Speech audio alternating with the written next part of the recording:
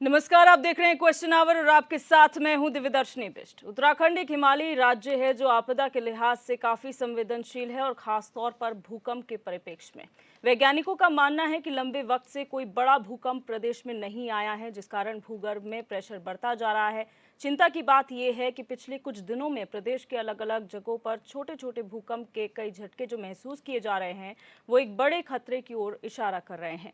मंगलवार दोपहर पहाड़ से मैदान तक भूकंप के झटके महसूस हुए, जिसमें राजधानी देहरादून समेत श्रीनगर, उत्तरकाशी, टिहरी और पूरा कुमाऊं मंडल शामिल है। वाडिया इंस्टीट्यूट के मुताबिक पहला झटका 4.9 मैग्नीट्यूड मापा गया, तो वहीं दूसरी बार भूकंप की तीव्रता 5.7 मैग्नीट्यूड रही। इसी क्रम में उत्तरकाशी में आज सुबह भी भूकंप के झटके महसूस किए गए। भारतीय भूकंप केंद्र के अनुसार भूकंप की तीव्रता 3.2 मापी गई। हालांकि इन भूकंप के झटकों से कहीं पर भी किसी तरह के नुकसान की कोई खबर नहीं है, लेकिन ये चिंता का विषय जरूर बन गया है कि आखिर किस तरीके से आगे आने वाला समय पहाड़ों के लिए होगा। और सिर्फ पहाड़ ही नहीं, प्रदेश के अलग अलग जगह, मैदान से लेकर पहाड़, सभी इससे किस तरीके से प्रभावित होने वाले हैं, क्योंकि लगातार वैज्ञानिक ये बात कर रहे हैं। हमने जोशीमठ में भी जो हालात देखे हैं वो कहीं ना कहीं सिस्मिक एक्टिविटी ही है जो हो रही है, और कई रीजंस भी इसके हो सकते हैं। जो अनलिमिटेड कंस्ट्रक्शन हो रहा है वो भी उसका एक रीज़न है। पॉपुलेशन प्रेशर जो लगातार जिलों में बढ़ता जा रहा है वो भी एक अर्थक्वेक का रीज़न है। हालांकि सिस्मिक एक्टिविटी जोन में अगर बात की जाए तो अति संवेदनशील जोन में उत्तराखंड आता है, जोन 4 और 5 की श्रेणी में आता है, यानी कि अति संवेदनशील ये स्थान है, हिमालय प्रदेश है। तो यहाँ पर भूकंप के झटके महसूस होना आम बात है, लेकिन यहाँ पर जिस तरह से लगातार विकास के नाम पर कंस्ट्रक्शंस किए जा रहे हैं, जो अनलिमिटेड कंस्ट्रक्शन हो रहा है, एक जगह को ज़्यादा प्रेशराइज करने की बातें हो रही हैं,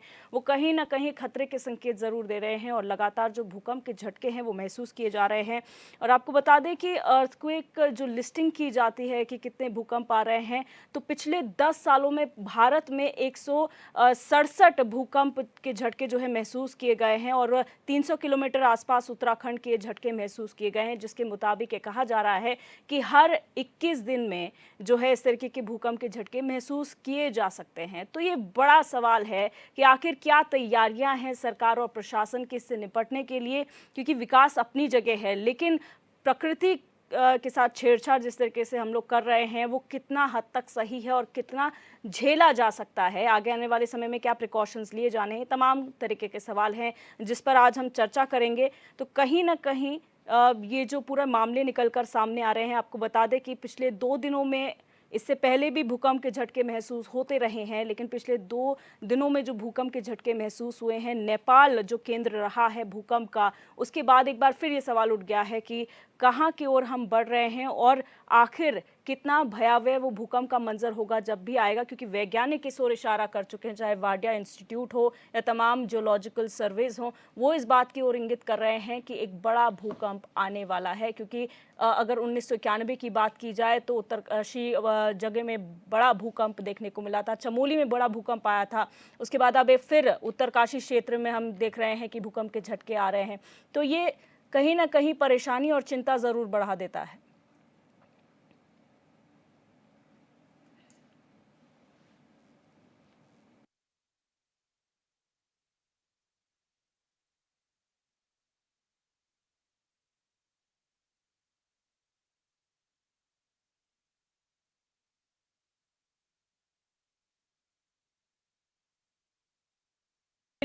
वर्ल्ड कांग्रेस जो होने जा रही है डिजास्टर मैनेजमेंट को लेकर, 28 नवंबर को ये आयोजित होने जा रही है, इसमें तमाम विषयों पर चर्चा की जाएगी।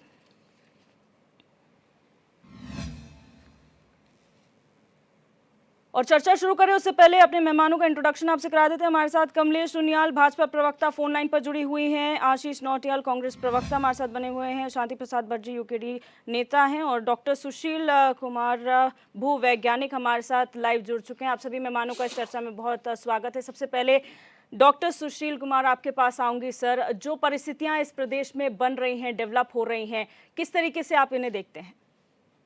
देखिए, हमें ये समझना होगा कि इंडियन एंड यूरेशियन प्लेट के कोलिजन से बेसिकली दोनों प्लेट टकरा रही हैं और इंडियन प्लेट यूरेशियन प्लेट के नीचे घुस गई है, जिसके कारण हमारा पूरे नॉर्थ से लेकर साउथ से लेकर नॉर्थ तक Himalayan frontal thrust, main boundary thrust जो देहरादून से पास होती है, main boundary thrust, main central thrust जो जोशीमठ और इन इलाकों के पास होती है, जी।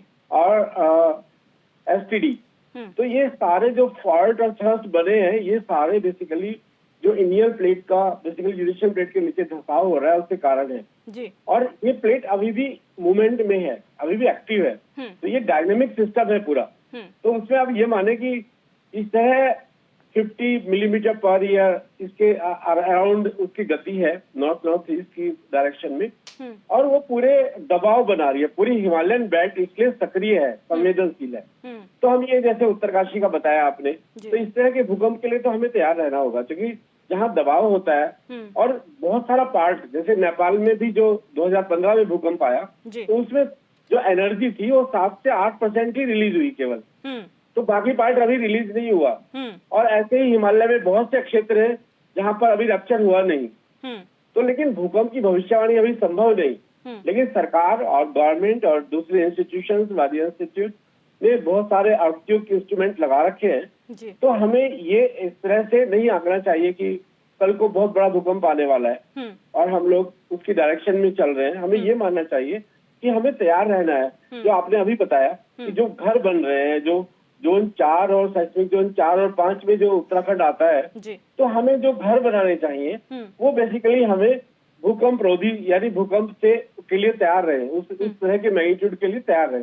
जैसे जापान में इवन बड़े भूकंप भी आते हैं तो ज्यादा नुकसान नहीं होता है, शेकिंग होती है पूरी, तो वो लोग तैयार हैं पूरी तरह से। तो उसी तरह से हमें भी तैयार रहना होगा। इसके लिए गवर्नमेंट, वास्तव में मैं सराहना करूंगा कि हमारा डिजास्टर डिपार्टमेंट, मैं भी उसका मेंबर रहा हूँ, तो वो पूरी तरह से सतर्क है। लेकिन अभी ये जो घर जैसे जोशीमठ में हो रहा है, तो वो घर क्या मानक के अनुसार है, ये एक इम्पोर्टेंट विषय है। तो ये चेक करना बहुत जरूरी है। और जैसे वादिया के डायरेक्ट निदेशक ने भी एक बार बताया कि जो भी नदियों के मुहाने हैं, हमें उसके इवन 200-300 किलोमीटर तक घर नहीं बनाना चाहिए, क्योंकि वो बेसिकली संवेदनशील होता है, वो इलाका सॉफ्ट होता है वो लैंड, और वो इतनी क्षमता नहीं रखता, उसकी जो कैपेसिटी होती है इतनी नहीं होती कि आप उसमें मल्टी स्टार 5 मंजिला होटल बना दें। अब जैसे जोशीमठ में 15 से 30 डिग्री तक वो डिप है वहां पर, जहाँ पर वो कंस्ट्रक्शन हो रखे हैं, और इतना हैवी मटेरियल आप ऊपर ले जाएंगे, आयरन ऊपर ले जाएंगे। ठीक है, आपने भूकंप रोधी भी बना दिया वहां पर, लेकिन वहां धसाव है, तो वो सारा ग्रेविटी के कारण भी नीचे की तरफ आएगा। तो हमें इन सब चीजों का, जैसे हम अभी ऑल वेदर रोड बना रहे हैं, तो उसमें ठीक है गवर्नमेंट का बहुत इंपॉर्टेंट प्रोग्राम है यार, ये वास्तव में बहुत ही यूजफुल रहेगा सभी लोगों के लिए। पर जहाँ पर जो लोग काम कर रहे हैं उनके ऊपर एक चेक रखना भी जरूरी है, क्योंकि वो जैसे कटाव करते हैं, तो कटाव में जो अनस्टेबिलिटी आती है वो पूरी तरह से उसे स्टेबल कर रहे हैं नहीं कर रहे हैं, ये सब चेक बहुत जरूरी है। बिल्कुल, आगे चर्चा में और बात करेंगे। कमलेश उनियाल जी, आपके पास आऊंगी। मैम, अगर आप मुझे सुन पा रही हैं, आप क्या कहेंगे, किस तरीके से तैयारियां हैं? हालांकि संकेत अभी मिल रहे हैं महज, लेकिन precaution is better than cure.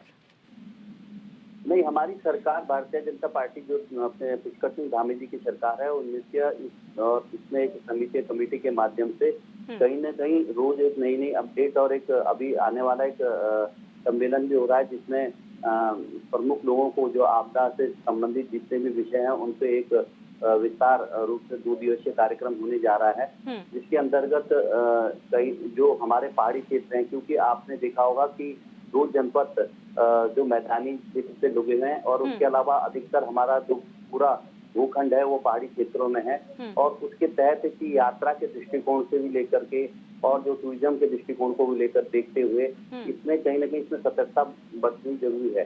अभी जैसे चाहे जोशीमठ का मामला हो, चाहे उत्तरकाशी का मामला हो, या उससे पूर्व 2013 की आपदा हो, सरकार ने उनसे काफी चीजें सीखी है। और जैसे अभी हमारे भू वैज्ञानिक बता रहे थे, इसमें कहीं न कहीं आम जन मानस का भी एक जब वो घर निर्माण की स्थिति आए तो उसकी कहीं न कहीं एक मानक की व्यवस्था जो है ये चल रही है बात, और समिति और कमेटी के माध्यम से इनसे चिंतन किया जा रहा है कि जो संवेदनशील जोन है उसमें जो भूमि निर्माण हो उसका एक मानक बनाया जा रहा है, और उस मानक के तहत ही आगे निर्माण कार्य होगा, और वो किस तरह से पूर्ण रूप से भूकंप रहित और जो आपदा की जितनी समस्याएं उनसे किस तरह से उससे निजात मिल सकती है, जी। इसके लिए सरकार चिंतित है। और सरकार व्यक्तिगत तौर पर भी जो ऐसी जब भी आपदा आती है, चाहे किसी ने किसी तरह किसको जनहानि या माल हानि होती है, तो उसमें जो भी क्षतिपूर्ति की एक व्यवस्था है वो भी रखी गई है जी। और सरकार उसमें निरंतर कार्य भी कर रही है। बिल्कुल। आशीष नौटियाल जी, राजनीति से हटकर अगर बात करें, ये संवेदनशील बात है हर किसी के लिए, आप लोग क्या कहेंगे, किस तरीके से इस खबर को आप लोग देख रहे हैं? देखिए मैडम, ये क्यों होता है, क्या होता है, तो सबको पता है। भूकंप ऐसे तो है नहीं आज आया, हमेशा से आता रहा है, भूकंप आता है। लेकिन इसके लिए हमें तैयार रहना चाहिए, व्यवस्थाएं बनी होनी चाहिए। और ये जो जल्दबाजी में जो काम किए कि हमें ट्रेन पहुंचानी है, उसे विस्फोट कर रहे हैं, कहीं ना कहीं देखो कोई ना कोई नुकसान होने वाला है। इतना सुरक्षित नहीं है। और जो पहाड़ों के अंदर बम ब्लास्टिंग के थ्रू जैसे पहले कटाई होती थी पहाड़ों की धीरे धीरे, अब वो चीज़ नहीं होती। अब ब्लास्टिंग के थ्रू फटाफट पहाड़ तोड़े गए और बनाए गए सड़कें। नहीं, चलो जो भी है, ये सब चीज़ें तो बात अलग है। अभी तो आज समस्या ये है कि भूकंप आ रहा है और आने की चेतावनी दी गई है। तो सरकार को पूरा मुस्तैद रहना चाहिए, सिर्फ दिखावे का काम नहीं करना चाहिए कि आप सिर्फ दिखाने के लिए ये, जैसे अब आपके अभी सिविल लगाने वाले हैं, DRS में जो आप लोग बुला रहे हैं, इससे पहले इस तरह की दिखावेबाजी नहीं होनी चाहिए। अभी आप देखें, पिछले 1-2 महीने पहले भी एक चीज स्वास्थ्य चिंतन शिविर लगा था।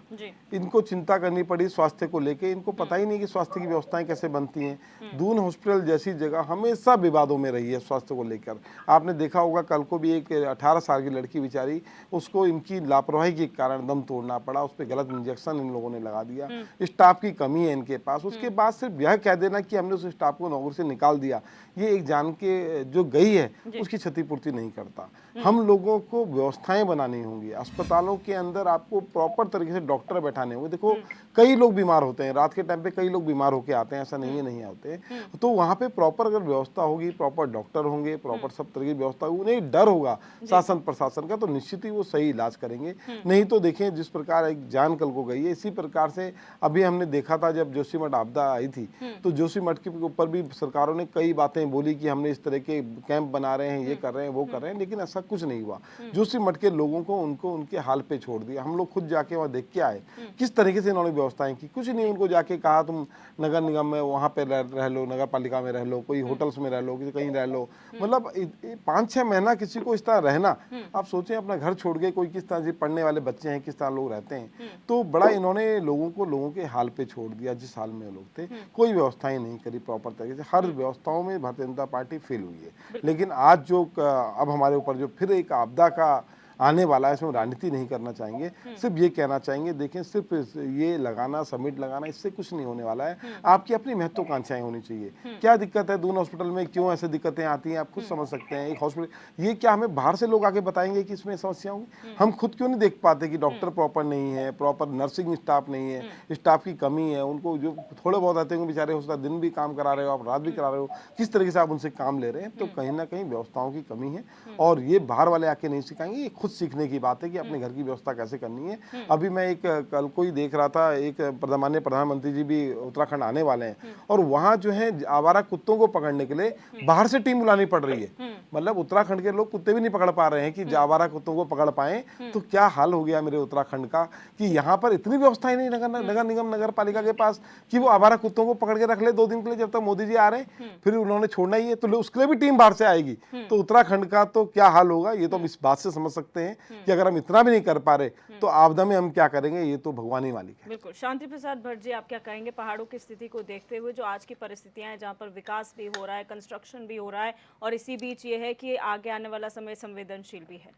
देखिए दिव्या, बड़ी चिंता का विषय है। वैज्ञानिकों का ये कहना कि बड़ा भूकंप आ सकता है, और पिछले 2 सालों से लगातार 6-6 महीने में छोटे छोटे भूकंप आए हैं। और केंद्र जो है अफगानिस्तान का हिंदकुश और नेपाल का क्षेत्र, केंद्र बिंदु वो बना हुआ है जी। और उत्तराखंड के तमाम भूगर्भ वैज्ञानिकों का ये कहना है कि ये बहुत बड़ा खतरा है, कोई बड़ा भूकंप आ सकता है जी। आज ही अखबार में मैं पढ़ रहा था, सरकार ने कहा है कि जो भूकंप की बेल्ट है उसके 120 मीटर दूर तक कोई भी मकान नया कंस्ट्रक्शन नहीं होगा। आप समझ सकते हो, पिथौरागढ़ हो, चाहे चमोली हो, चाहे जोशीमठ हो, उत्तरकाशी हो, देहरादून हो, ये क्षेत्र जोन 5 के हैं और यहाँ कभी भी कोई बड़ी दुर्घटना हो सकती है। ऐसे में मैं आपको बता दूं, यमकेश्वर का जो क्षेत्र है, भूमियासारी 1970 से विस्थापन के लिए बहा जोट रहा है, मगर सरकार विस्थापन करने को तैयार नहीं है।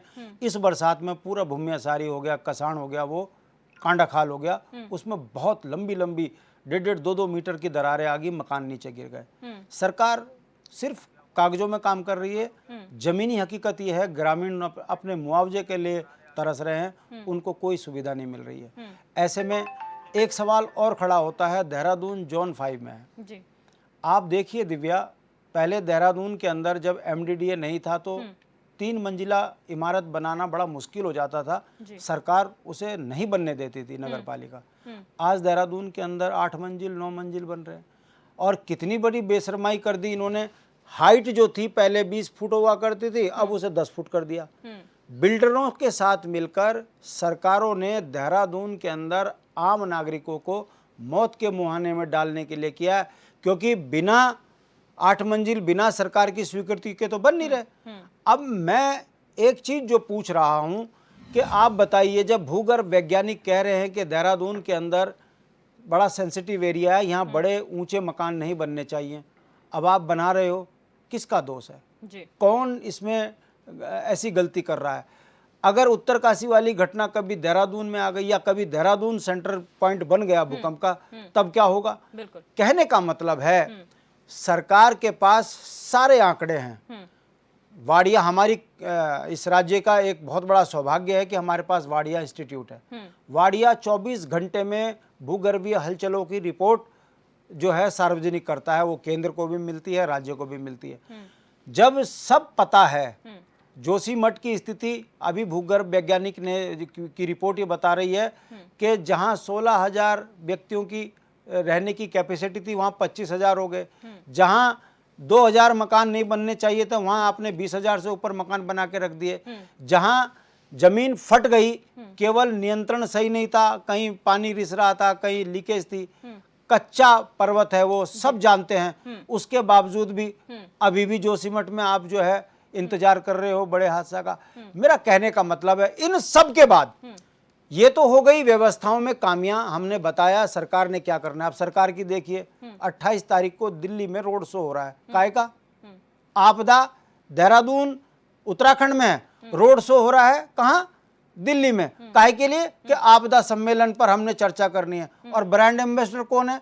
अमिताभ बच्चन। अब ये मेरी समझ में नहीं आ रहा है कि यहाँ भूगर्भीय वैज्ञानिक को ब्रांड एम्बेसडर बनाना चाहिए था कि अमिताभ बच्चन को। अब क्या अमिताभ बच्चन दिल्ली में सड़क पर ठुमके लगा लगा के कहेगा कि उत्तराखंड के अंगने में भूकंप है, यहाँ आना ठीक नहीं है? मेरा कहने का मतलब है, भारतीय जनता पार्टी केवल ब्रांडिंग, अमिताभ बच्चन पे करोड़ों रुपए खर्च ना करते और उत्तराखंड पे वो पैसा लगाते, किसी वैज्ञानिक पे, रिटायर वैज्ञानिक पे लगाते, तो हमें लगता कि उत्तराखंड की चिंता कर रहे हैं। मगर क्यों? क्योंकि ये तराजू वाली पार्टी है।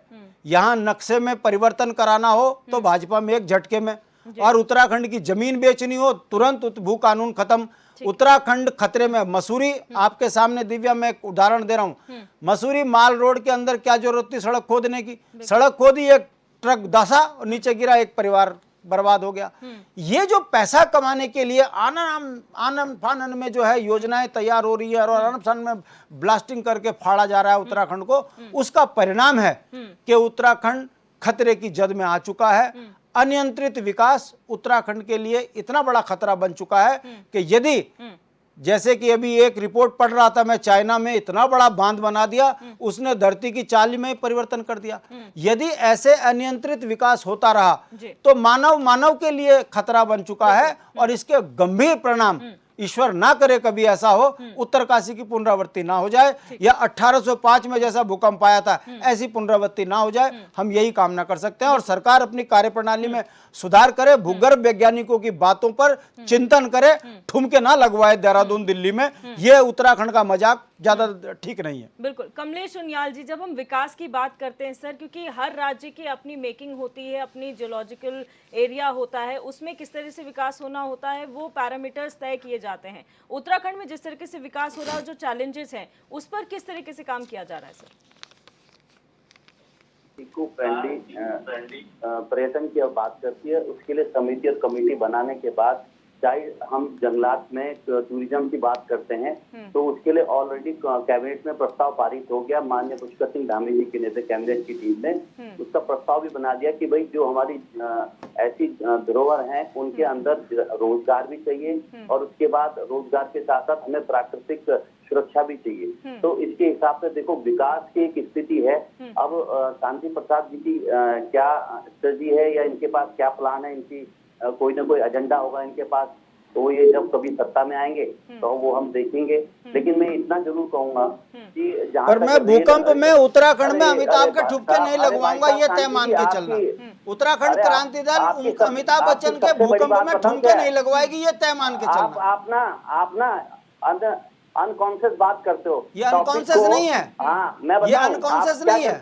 ये कहीं ना कहीं आप बीच में मत बोलिया करे, पहले लिख लो एक कागज में, जब आपका नंबर आएगा तब बोलिए आप। ठीक है कमलेश जी अपनी बात मैं तो बोला नहीं आपके बीच में। ठीक है आप बात पूरी करें अपनी। मैं ये कह रहा हूँ कि जहाँ तक विकास होगा तो विकास के साथ कहीं ना कहीं कोई स्थिति आती है, लेकिन एनजीटीबी के मानक को पूरा करके ही कोई ना कोई चीजें चलती हैं। अगर कहीं चार धाम यात्रा के लिए अगर रोड का चौड़ीकरण हुआ है तो उतने कहीं ना कहीं पौधों की जो मानक है उसको किस तरह से किया जाएगा, उसमें प्राकृतिक संसाधनों पर कोई कुठारघात ना हो उसके लिए देखा जाएगा।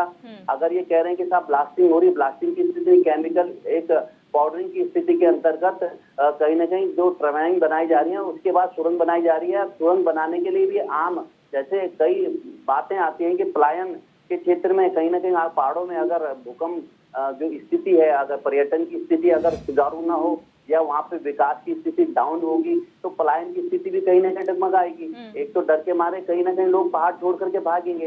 इसीलिए सरकार का जो मानक है एक इको फ्रेंडली विकास के अंतर्गत सरकार कार्य कर रही है। चाहे वो चार धाम की ऑल वेदर रोड की बात हो, चाहे हमारी केदारनाथ कर्णप्रयाग रेल की बात हो, तो इसके अंतर्गत इन चीजों का विशेष करके ध्यान दिया गया है। अच्छा कमलेश जी एक सवाल छोटा सा मेरा सवाल इसी से जुड़ा हुआ है। कमलेश जी अभी जोशी एक छोटा सा सवाल अगर आप मुझे सुन पा रहे हैं सर, एक छोटा सा इसी से जुड़ा हुआ सवाल है। तो यहाँ पर फोन लाइन कट चुकी है, एक बार फिर जुड़ने की कोशिश करेंगे आपसे। और डॉक्टर सुशील कुमार आपके पास आऊंगी। अभी जो बातें कही जा रही थी तो यहाँ पर फोन लाइंस डिस्कनेक्ट हो गई हैं। और आशीष नौटियाल जी, हम लोग कहते हैं इको फ्रेंडली कंस्ट्रक्शन की हमने बात की है, इको फ्रेंडली विकास की हम बात कर रहे हैं। ये कैसा इको फ्रेंडली विकास है सर जो जहाँ पर, क्योंकि एनडीएमए की बात की जाए तो सारे ही स्टेट्स के लिए ऑलरेडी पहले से रोड मैप बना चुका है कि किस तरह से कंस्ट्रक्शन होना चाहिए। क्या आपको लगता है कि स्टेट में कभी भी, आपकी भी सरकारें रही हैं, ऐसा कंस्ट्रक्शन हुआ कभी?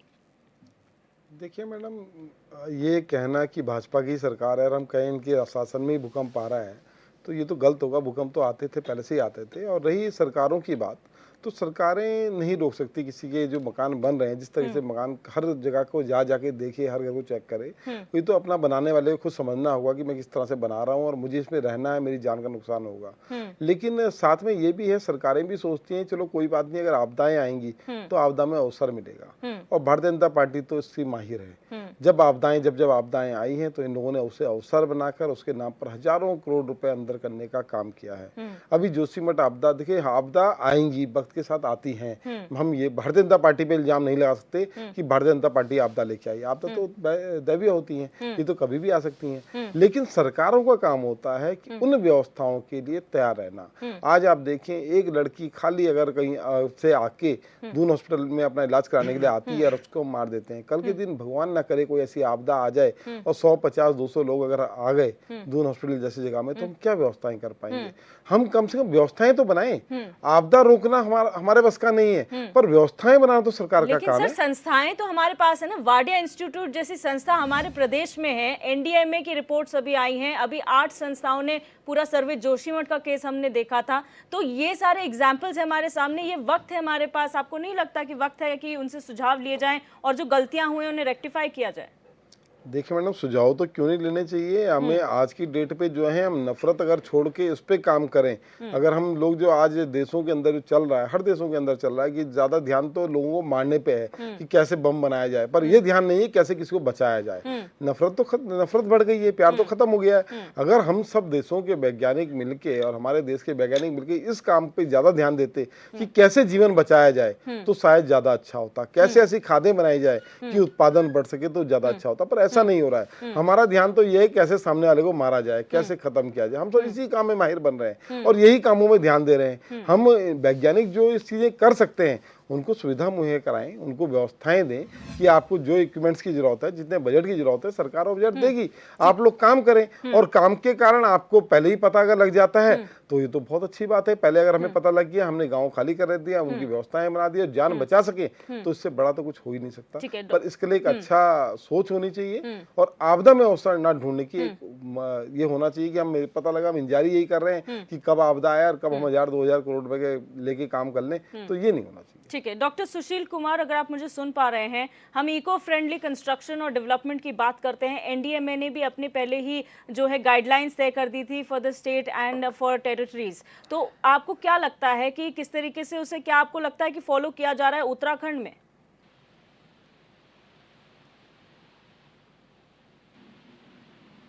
जोशीमठ पे हुआ है, तो इसका मतलब कहीं कुछ तो कमी है, कुछ फॉलो। इवन तो गवर्नमेंट अच्छे रूल बनाती है, गवर्नमेंट अच्छी योजनाएं बनाती है, तो उसे इम्प्लीमेंट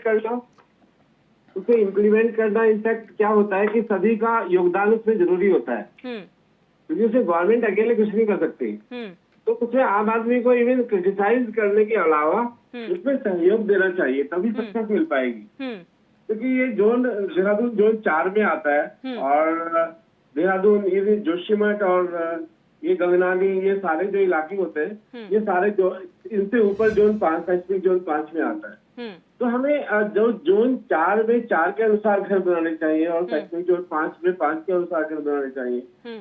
तो इसमें जो चेक होता है वो गवर्नमेंट के अलावा इवन तो आम आदमी, पब्लिक को भी चाहिए कि वो उसमें गवर्नमेंट को सहयोग दे। यदि आप 3 मंजिला या 4 मंजिला घर बना रहे हैं, इवन जापान में जहाँ पर सबसे ज्यादा सेस्मिकली वहाँ 3 प्लेटें टकरा रही है, हमारे यहाँ तो इंडियन और यूरेशियन प्लेट ही कोलाइड कर रही है, वहाँ सी के नीचे 3 प्लेटें कोलाइड कर रही है। और वहाँ घर की जो हाइट होती है वो 22 मंजिल 23 मंजिल हाइट के होते हैं। तो वो आप उसे पूरे पैमाने को लेकर और पूरा सिस्टम को लेकर आप बना सकते हैं, पूरे आपकी रेजिस्टेंट डिजाइन कर उसे हाउस को बना सकते हैं 3-4 मंजिल, उसमें कोई आपत्ति नहीं है, लेकिन उसमें पूरे मानक पूरी तरह से फॉलो होने चाहिए बस। अच्छा सुशील कुमार जी, मैं आपसे एक चीज पूछना चाहती हूँ, अभी जितना कंस्ट्रक्शन हो रहा है, क्योंकि एक ब्रिटिश टाइम का हमने कंस्ट्रक्शन देखा था, जो अब भी इतने साल हो गए उस कंस्ट्रक्शन को कि कितनी भी दरारें आपको इतनी नजर नहीं आएंगी, लेकिन आज जो है 2 साल का कंस्ट्रक्शन ही धराशायी हो जाता है एक बारिश में।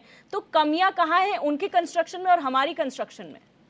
देखिए, आप जो जरूरी चीजें होती हैं, यदि उसमें थोड़ी सी भी ढिलाई बरते हैं, यानी कॉन्ट्रैक्टर यदि हाउस बना रहा है, जब हम अपना घर बनाते हैं तो उसमें कोई प्रॉब्लम नहीं होती, लेकिन जब कॉन्ट्रैक्टर घर बनाता है तो वो प्रॉफिट के लिए बनाता है, तो उसमें प्रॉपर चेक एक्चुअल में बहुत जरूरी होता है।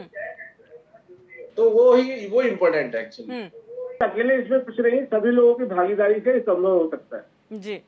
तो कहीं ना कहीं सरकार के साथ आप कह रहे हैं कि जनता की भी भागीदारी और अवेयरनेस जरूरी है।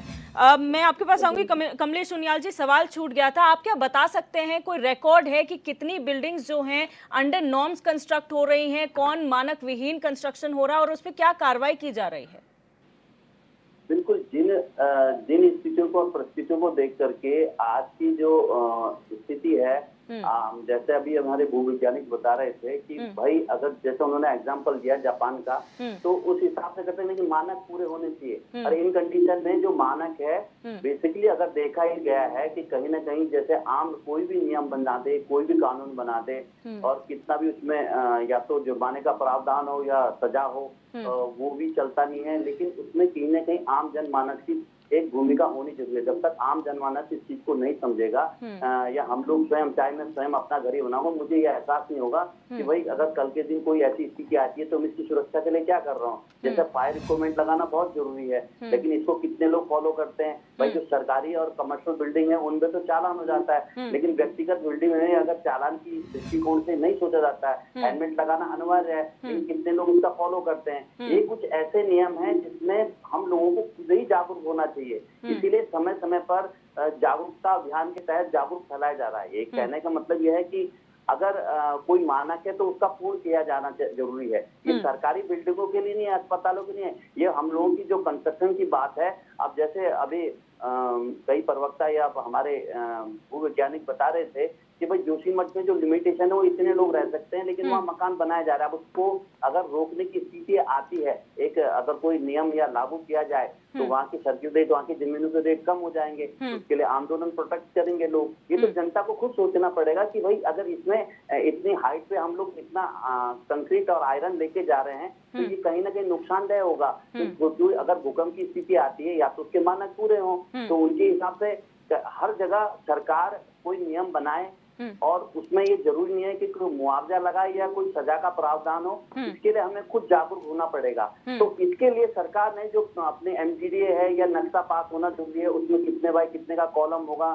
कहाँ पे कितनी डेप्थ में ब्रेक, डेप्थ के नीचे कितना साइज का कॉलम होगा, फर्स्ट फ्लोर में क्या साइज होगा, सेकंड फ्लोर में क्या साइज होगा, अगर थर्ड फ्लोर में क्या पास हो रखा हो नक्शा, क्या वहाँ प्रावधान है कि अगर तो वहाँ अगर सपोज करो अगर थर्ड फ्लोर तक वहाँ प्रावधान है कि भाई आप आवासीय मकान बना सकते हैं तो सभी के हैं।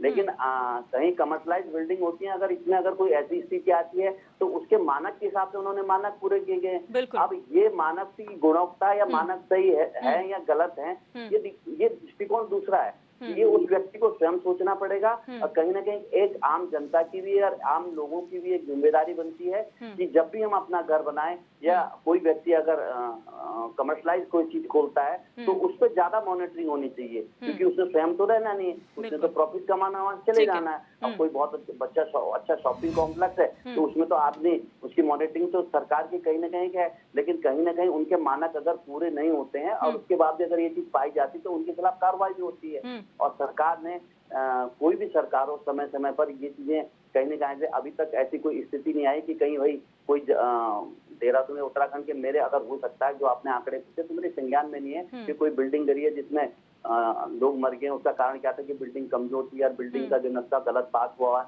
सर नैनीताल का एग्जांपल देती हूँ, वो जोन 4 में आता है, जोन 4-5 में वो भी आता है और पिछले कुछ समय में बहुत लैंडस्लाइड्स वहां पर हुए हैं और लगातार इसके बावजूद भी कंस्ट्रक्शन पे कंस्ट्रक्शन, रातों रात वहां पर कंस्ट्रक्शन, आपको नई बिल्डिंग खड़ी दिख जाएगी और उन पर कोई कार्रवाई नहीं होती है। तो ये एक एग्जाम्पल है सर कि किस तरह से प्रशासन का लाठी चल रहा है लोगों पर और कितने अवेयर हैं लोग।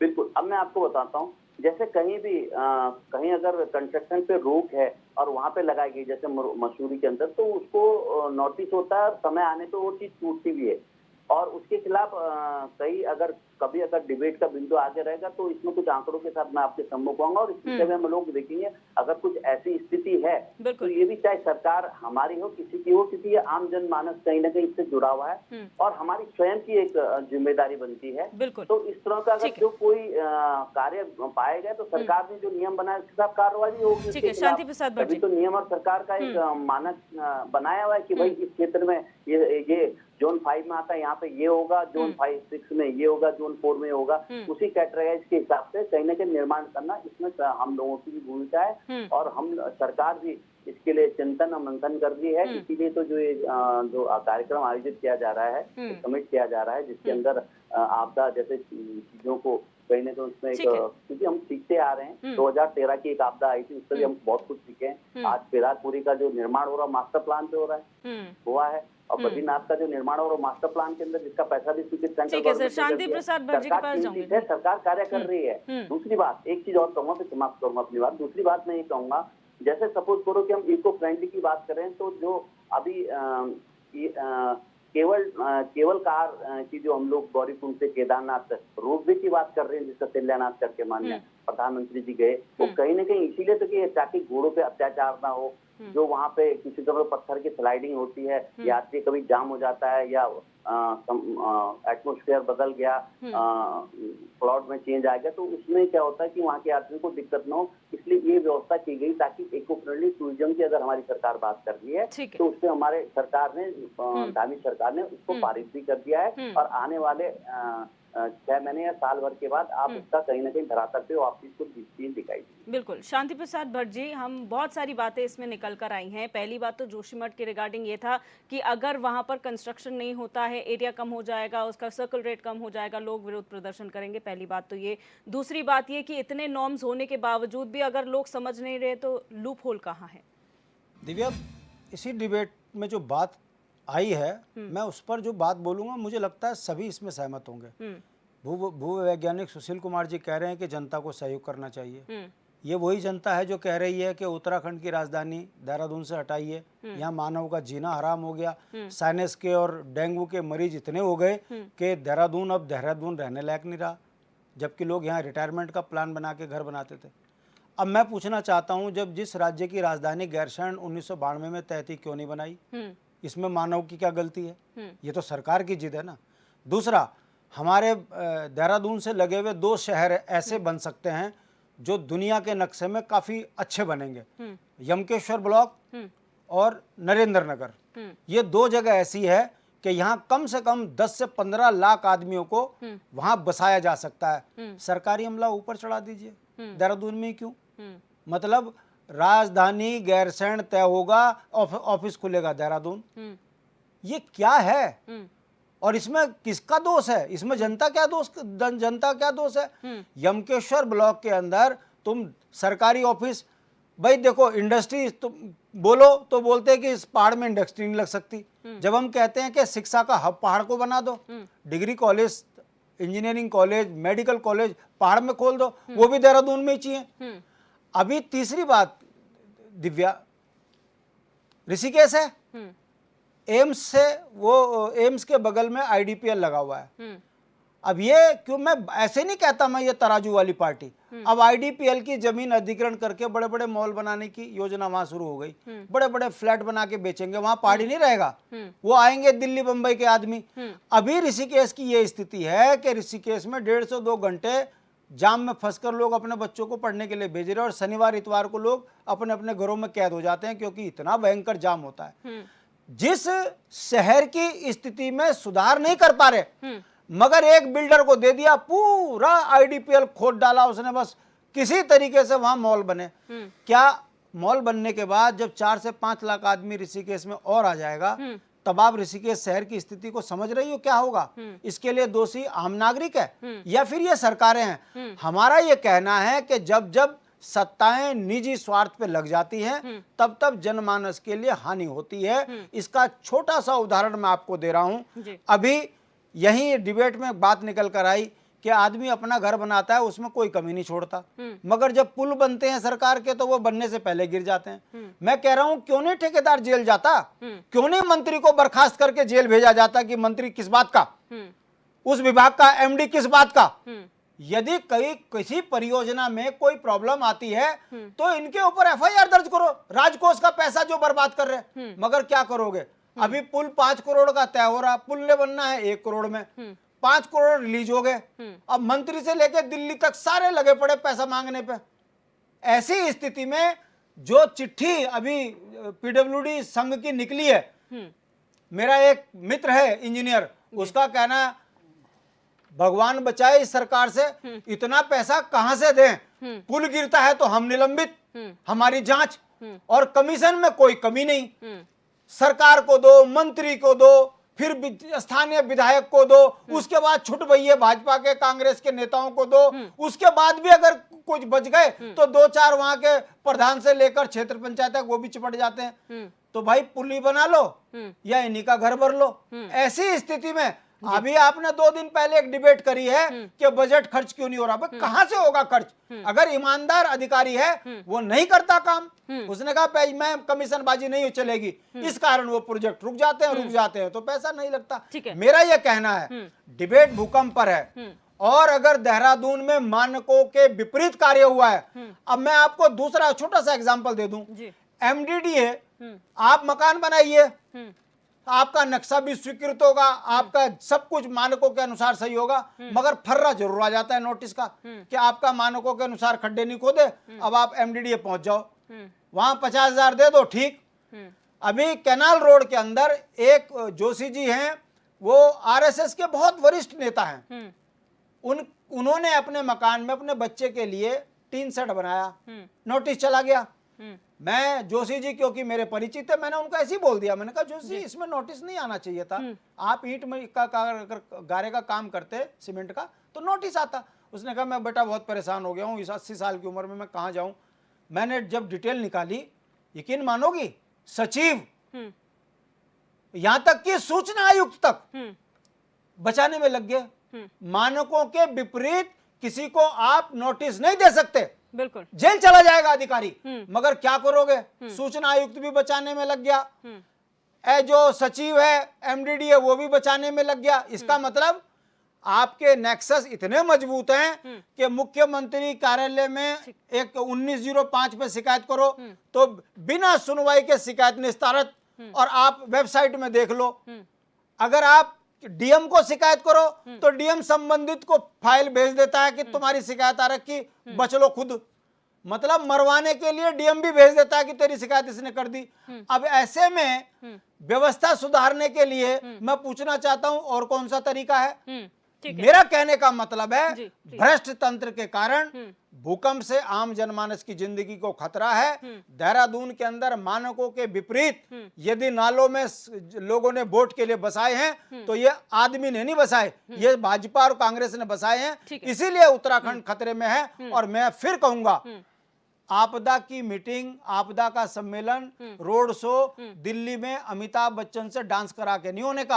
आपको इसके बारे में चिंतन मंथन करना पड़ेगा। ये नौटंकी बंद करो, उत्तराखंड को तबाही से बचाओ, ये भाजपा का काम है। ठीक है डॉक्टर सुशील, थोड़ा सा सर हम बात करें जोशीमठ के परिप्रेक्ष्य में, क्योंकि माननीय हाईकोर्ट के पास जब 8 संस्थाओं ने अपनी रिपोर्ट पेश की थी बंद लिफाफे में, तो हाईकोर्ट ने ये कहा था कि ऐसा इसमें कुछ नहीं है जिससे पैनिक क्रिएट होगा और इसको सार्वजनिक कर देना चाहिए। मैं आपसे ये पूछना चाहती हूँ कि ऐसी कौन सी उसमें टेक्निकलिटीज मेंशन की गई थी जो सोचने वाली है, विचार करने वाली है?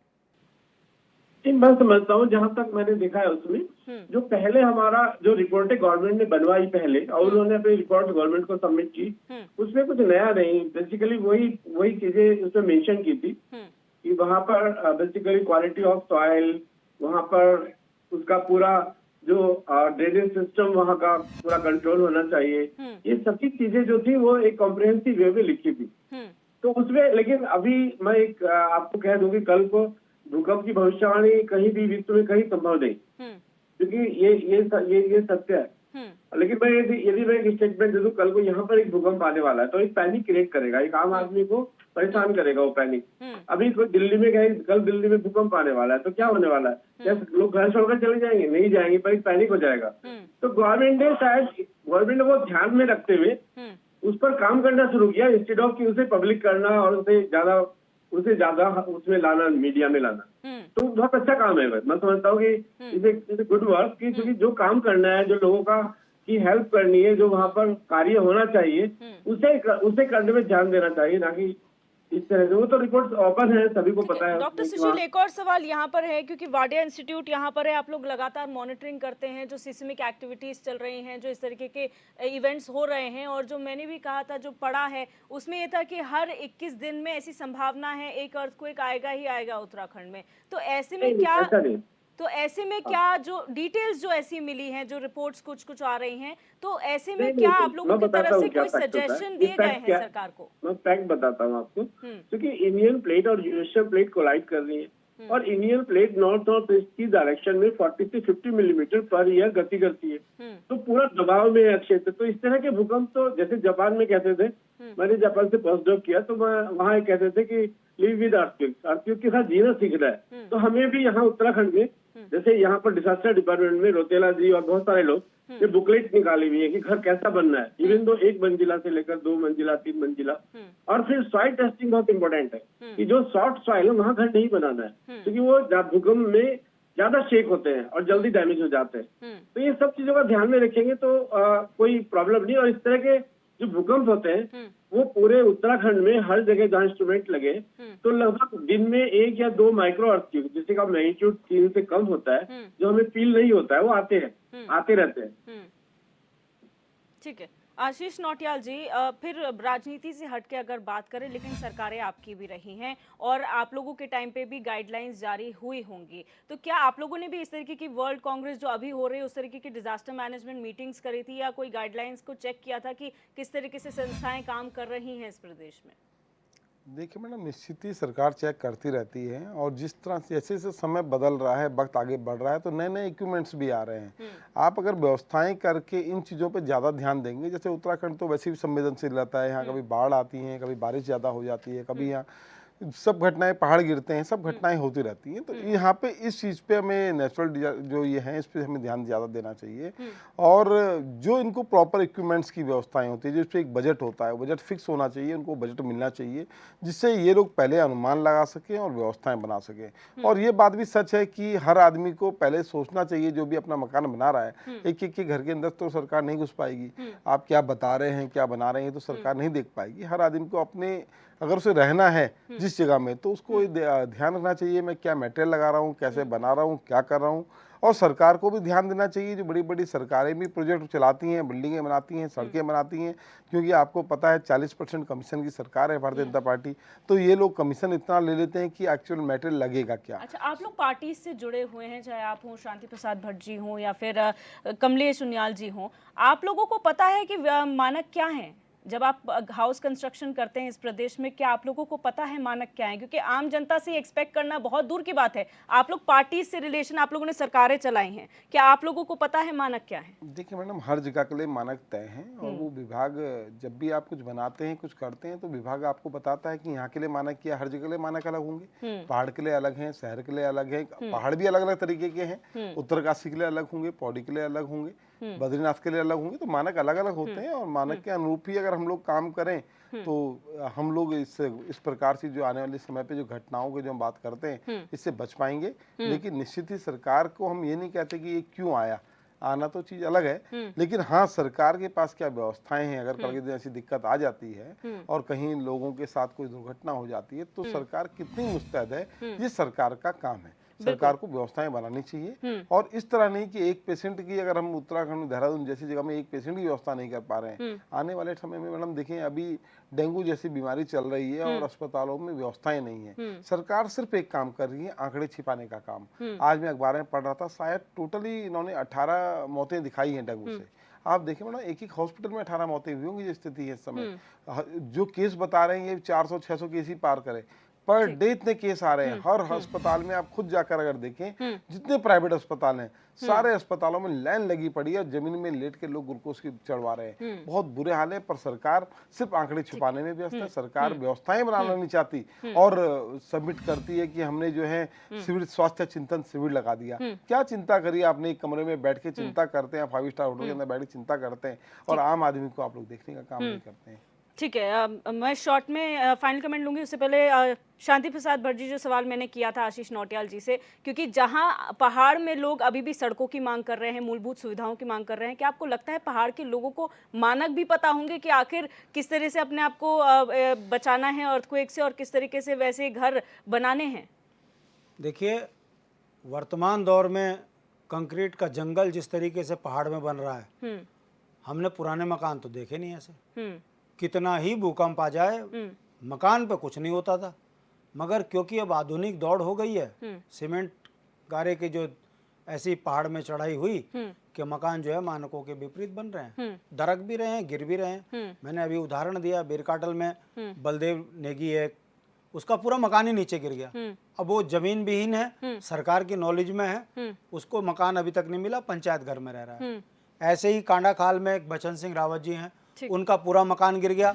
वो सरकार के नॉलेज में है, एसडीएम फाइल लेके घूम रहे हैं, मगर उनको मानकों के अनुसार कोई मदद नहीं मिल रही।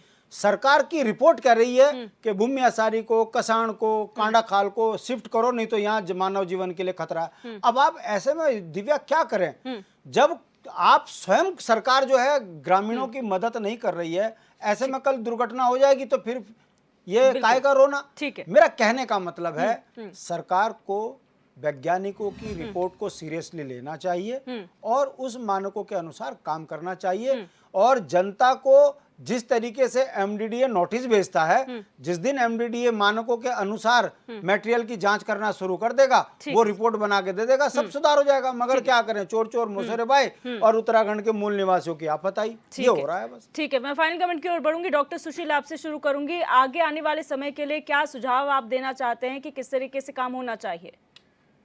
देखिए, अभी गवर्नमेंट बहुत सेंसिटिव है और वो डिजास्टर को लेकर बहुत सक्रिय है। क्योंकि मैंने देखा है कि जैसे पहले पहाड़ में ब्लास्टिंग कर कर वो रोडों को वाइडन करते थे, पर अभी जो इस बार मैंने देखा तो रियली गवर्नमेंट ने बहुत अच्छा काम किया, वो खुरसते हैं उसे। तो मैं कहता हूँ कि जो भी देखिए प्राकृतिक आपदाओं पर किसी का कंट्रोल नहीं होता, पर जैसे हमें फीवर होने वाला है तो हमें पता चल जाता है बॉडी को कि वो कुछ होने वाला है। उसी तरह से जो वारियर इंस्टीट्यूट जैसे काम कर रहा है कि उसने बहुत सारी जगह पर अर्ली वार्निंग सिस्टम्स लगाए हैं, जहाँ जहाँ पहाड़, जहाँ जहाँ ग्लेशियर्स और जहाँ जहाँ डैम्स, इम्पोर्टेंट डैम्स है हमारे गवर्नमेंट के या उत्तराखंड के, तो उनमें उनके आसपास वास्तव में जैसे जैसे ऋषिगंगा में हुआ ऐसा ना हो, तो उसके लिए सभी लोग प्रयास कर रहे हैं, सभी डिपार्टमेंट, गवर्नमेंट सबको लेकर और सबकी राय लेकर जगह जगह अर्ली वार्निंग सिस्टम्स लगा रहे हैं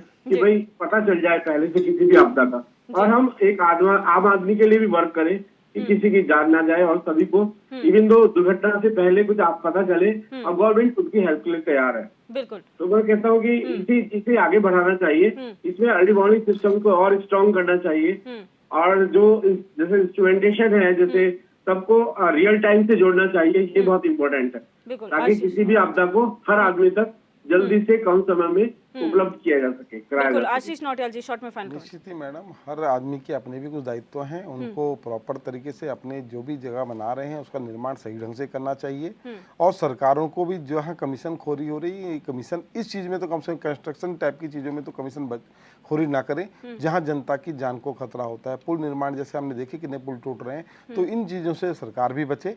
और आने वाले टाइम में सरकारों से निवेदन है कि वो सारी व्यवस्थाएं बना के रखें, हर वक्त तैयार, उत्तराखंड को तो हर वक्त हर परिस्थिति के लिए तैयार रहना चाहिए। तो सरकार हर परिस्थिति के लिए तैयार रहे, हॉस्पिटल्स की व्यवस्था करे, ये जो अपनी टीम है जिनके पास प्रॉपर इक्विपमेंट्स होने चाहिए, अगर कोई दुर्घटना होती है तो वो लोग तुरंत अपनी टीम साजो सामान के साथ वहाँ पहुंचे जिससे कि सब व्यवस्थाएं बन पाए और तभी हम लोग सब सही रह पाएंगे। बिल्कुल। शांति प्रसाद भट्ट जी, शॉर्ट में फाइनल कमेंट्स। देखो, उत्तराखंड हिमालयी राज्य है और जोन 4, जोन 5 की बेल्ट है ये, यहाँ भूकंप की संभावनाएं सबसे ज़्यादा है। सरकार को मानकों के अनुसार बिल्डिंग निर्माण करवाना चाहिए। अगर सरकार भूगर्भ वैज्ञानिकों की रिपोर्टों की अनदेखी करके अनियंत्रित विकास पहाड़ों के लिए करेगी तो निश्चित रूप से उत्तराखंड के लिए बहुत खतरा है, जनमानस के लिए बहुत खतरा है। सरकार को अपनी कार्यप्रणाली में सुधार करना चाहिए, तभी ये मानव जीवन के लिए ठीक है। बिल्कुल। आप सभी मेहमानों का इस चर्चा में जुड़ने के लिए बहुत बहुत शुक्रिया। आज हमने चर्चा की आपदा, भूकंप और सरकार, क्या रोल सरकार निभा रही है, किस तरीके से आपदाओं के लिहाज से उत्तराखंड आने वाले समय में सेंसिटिव और होने वाला है। लेकिन अब समय है सस्टेनेबल डेवलपमेंट का, जब हम बात करते हैं कि आप विकास और प्रकृति को साथ में तालमेल बनाकर जो है वो काम करें ताकि डिस्ट्रक्शन जो है वो कम से कम हो, क्योंकि हिमालयी क्षेत्र है, सिस्मिक एक्टिविटीज़ होना लाजमी है जैसे हमारी भूवैज्ञानिक ने कहा, लेकिन प्रिपेयर्डनेस होना बहुत ज़रूरी है। और जो आने वाले समय में जो नवंबर 28 को यहाँ पर कांग्रेस होने जा रही है, world Congress on disaster management, उसमें क्या कुछ निकल कर आता है ये भी देखना होगा। बहरहाल क्वेश्चन आवर में मेरे साथ बस इतना ही। आप देखते रहिए HNN 24/7, जुनून सच दिखाने का।